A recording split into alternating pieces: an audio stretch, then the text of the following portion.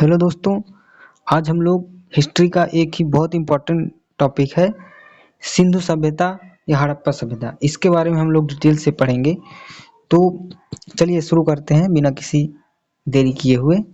तो सिंधु सभ्यता की बात करें तो सिंधु सभ्यता या हड़प्पा सभ्यता, इसी को हड़प्पा सभ्यता भी बोलते हैं, सिंधु सभ्यता भी बोलते हैं। और इसकी शुरुआत लगभग 2500 ईसा पूर्व मानी जाती है। कितनी मानी जाती है? 2500 ईसा पूर्व। 2500 ईसा पूर्व। ईसा पूर्व का मतलब होता है ईसा मसीह के जन्म से 2500 साल पहले। अगर आज से देखा जाए तो हमारा आज कितना चल रहा है? 2022। अगर आज से देखा जाए तो कितने साल पहले, अगर इसमें हम 2022 जोड़ दे रहे हैं तो कितना हो जा रहा है? लगभग 4500 लगभग साल पहले। तो सिंधु सभ्यता की शुरुआत अगर आज से जोड़ेंगे तो लगभग 4500 साल पहले से हुई थी। लेकिन ईसा के जन्म किस समय से? लगभग 2500 साल पहले से मानी जाती है। तो ठीक है, चलिए आगे हम लोग देखते हैं कि इसका नाम सिंधु सभ्यता ही क्यों पड़ा। इसका कारण क्या है कि सिंधु सभ्यता इसको क्यों कहते हैं? क्योंकि जितने भी इसके नगर खोजे गए हैं इस सिंधु सभ्यता में, जैसे मोहनजोदड़ो हो गया, हड़प्पा हो गया, जितने भी सब कहीं ना कहीं जिन नदियों के किनारे ये नगर बसे हुए थे वो अंत में जा करके सिंधु नदी से मिल जाती थी। तो इसलिए इसको सिंधु सभ्यता कहते हैं। और हड़प्पा सभ्यता क्यों कहते हैं? क्योंकि जब इसकी शुरुआत हुई थी तो सबसे पहले खोजा गया जो शहर था हड़प्पा सभ्यता, हड़प्पा शहर था जो पाकिस्तान में पड़ता है। और तो इसीलिए इसको हड़प्पा सभ्यता भी कहते हैं। तो इतना समझ में आया होगा। तो और कुछ देख लेते हैं। जैसे आद्य ऐतिहासिक, ये जो हड़प्पा सभ्यता है आद्य ऐतिहासिक काल में आता है। आपका एक होता है सबसे पहले आता है प्राक ऐतिहासिक काल, फिर आद्य ऐतिहासिक काल, फिर ऐतिहासिक काल। जो हड़प्पा सभ्यता है, ये सिंधु सभ्यता है, वो आद्य ऐतिहासिक काल में आता है, जिसको प्रोटो हिस्टोरिक एज भी बोलते हैं। देखिए, इसके आद्य ऐतिहासिक काल की सबसे पहले अगर जानकारी पूछे किसने दिया तो वो आपका दिया था चार्ल्स मेसन ने। तो आद्य ऐतिहासिक काल की सबसे पहले जानकारी किसने दिया था? चार्ल्स, मैं लिखे दे रहा हूँ, राइटिंग को इग्नोर कीजिएगा। Charles mason. चार्ल्स मेसन ने सबसे पहले आद्य ऐतिहासिक काल की जानकारी दिया था। इसके क्षेत्र का सर्वेक्षण सबसे पहले किसने किया था? इसके क्षेत्र का सबसे पहले सर्वेक्षण किया था कनिंघम ने, जेम्स कनिंघम। किसने किया था? कनिंघम। इनको भारतीय पुरातत्व का जनक भी कहते हैं। तो इतने ये ध्यान रखिएगा। अगर इसके क्षेत्र का सर्वेक्षण करने के जेम्स कनिंघम। और इसका जो नाम दिया था वो किसने दिया था? जॉन मार्शल ने। किसने दिया था? जॉन मार्शल ने। जॉन मार्शल ने इसका सिंधु सभ्यता नाम दिया था। और जॉन मार्शल को आपको बता दें कि इनको आद्य ऐतिहासिक काल का जनक भी कहते हैं। मार्शल को, जॉन मार्शल को आद्य ऐतिहासिक काल का जनक भी कहते हैं। तो ठीक है, इतना समझ में आया होगा। चलिए आगे देखते हैं। देखिए, सबसे पहले इसकी खुदाई किसने की थी? खुदाई जो की थी दयाराम साहनी थे। खुदाई दयाराम साहनी ने किया था सिंधु सभ्यता की। और अगर अब चलिए इसके बारे में अब डिटेल्स जो क्वेश्चन आपके एग्जाम में बनते हैं तो उनको देखते हैं। अगर इस सिंधु सभ्यता का जो क्षेत्रफल देखें वो कितना होता है, तो वो लगभग 13 लाख किलोमीटर स्क्वायर। कितना है? 13 lakh kilometre square. 13 lakh kilometre square. तो सिंधु सभ्यता का क्षेत्र कितना है? 13 लाख किलोमीटर स्क्वायर। चलिए अब थोड़ा इसको हम मैप के जरिए थोड़ा पढ़ते हैं सिंधु सभ्यता को। चलिए देखिए, मैप ज़्यादा अच्छा नहीं बनेगा, जितना बनेगा उसी में समझने का प्रयास कीजिएगा।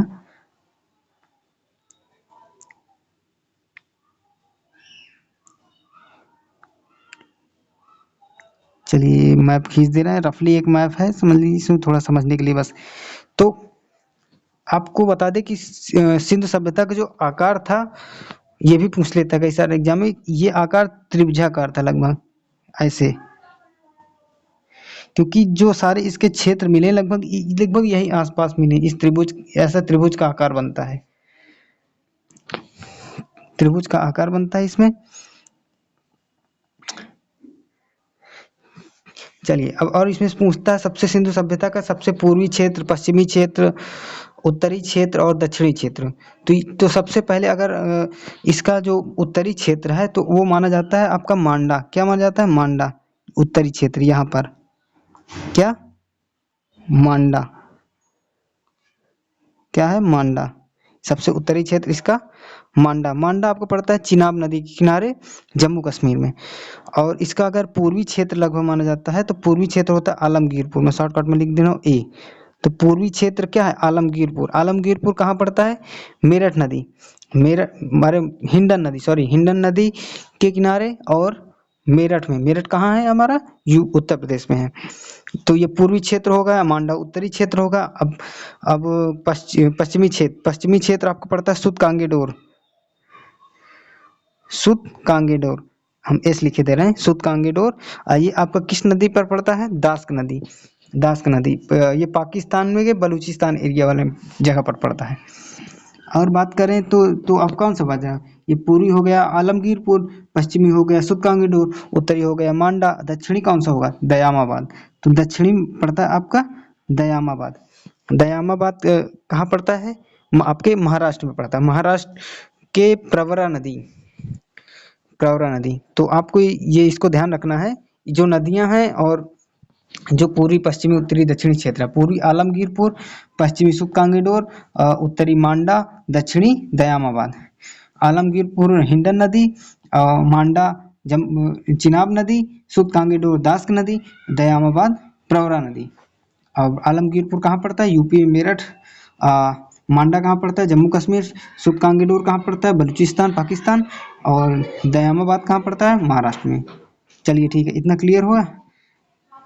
चलिए आगे इसके बाद देखते हैं। इसके बाद देखते हैं सिंधु सभ्यता के प्रमुख स्थलों के बारे में। सिंधु सभ्यता के जो प्रमुख स्थल हैं उनमें सबसे पहले अगर खुदाई हुई थी, सबसे पहले हड़प्पा की हुई थी। किसकी हुई थी?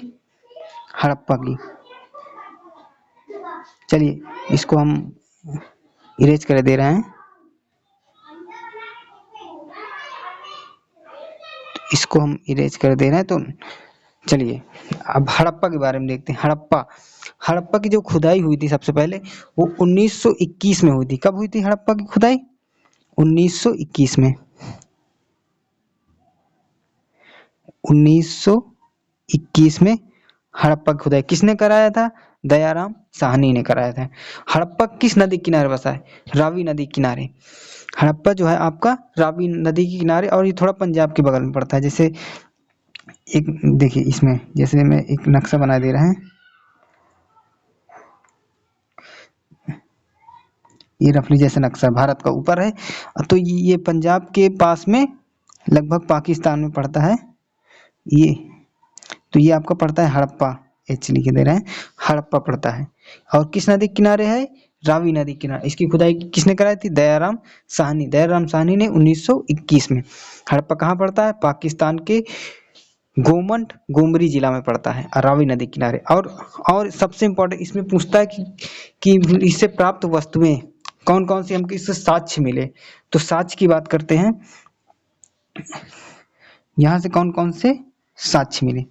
तो साक्ष्य, सबसे पहला साक्ष्य यहाँ से मिला है कुम्हार का चाक। तो सबसे अगर पूछा जाए कुम्हार का चाक कहाँ से मिला है तो हड़प्पा से मिला। क्या मिला है? चाक। चाक, कुम्हार का चाक।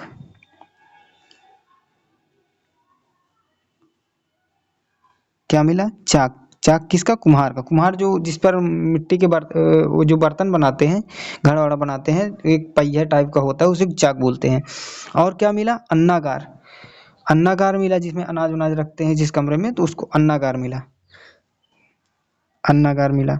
और क्या मिला? यहाँ पर श्रमिक आवास मिला। श्रमिक आवास, श्रमिक आवास क्या मिला? कुम्हार का चाक, अन्नागार, श्रमिक आवास। और क्या? श्रमिक आवास हम लिख रहे हैं श्रमिक आवास। और क्या मिला? और मातृ देवी की मूर्ति मिली। क्या मिली? मातृ देवी की मूर्ति। लकड़ी का ओखली, लकड़ी की ओखली, ओखली जिसमें कूटते हैं ना सब अनाज अनाज को, तो लकड़ी की ओखली मिली। और लकड़ी का ताबूत मिला, ताबूत जिसमें लाश को, जो डेड बॉडी है उसको रखते थे। और क्या मिला, RH-37 कब्रिस्तान, RH-37 कब्रिस्तान, RH-37 कब्रिस्तान कहाँ मिला है, हड़प्पा सभ्यता में, नहीं हड़प्पा में। और तो और क्या मिला, हाथी का कपाल, जो हड्डी मिली है तो हाथी की कपाल। और स्वास्तिक चिन्ह, स्वास्तिक चिन्ह ऐसे बना होता है, हिंदू धर्म बहुत पवित्र माना जाता है इसको, तो इस स्वास्तिक चिन्ह भी हड़प्पा से ही प्राप्त हुआ है। तो ये रहा हड़प्पा सभ्यता के बारे में। चलिए और बहुत सारे शहर हैं, जैसे चन्हूदड़ो है, मोहनजोदड़ो है, और बहुत सारे हैं, जैसे रोपड़ है, बनवाली है, कालीबंगा है, धौलीवीरा है, सूतकांगडोर है, लोथल, रंगपुर, बहुत सारे ऐसे इंपॉर्टेंट शहर हैं जहाँ जहाँ से आपके क्वेश्चन बनते हैं, तो उनको अन्य वीडियो में कवर करेंगे। धन्यवाद।